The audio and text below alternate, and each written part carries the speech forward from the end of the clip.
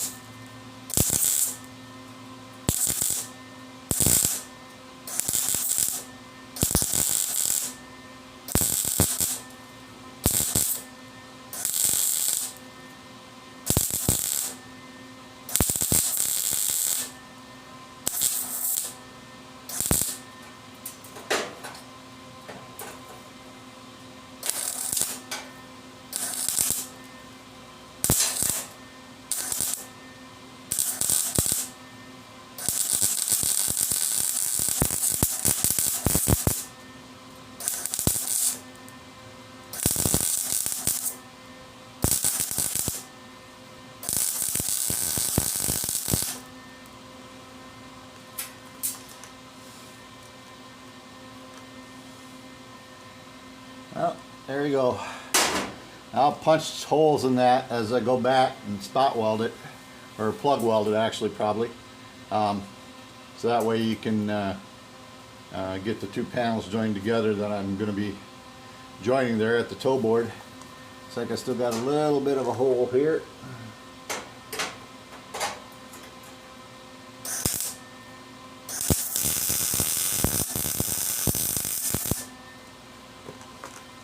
There we go. Got it that time.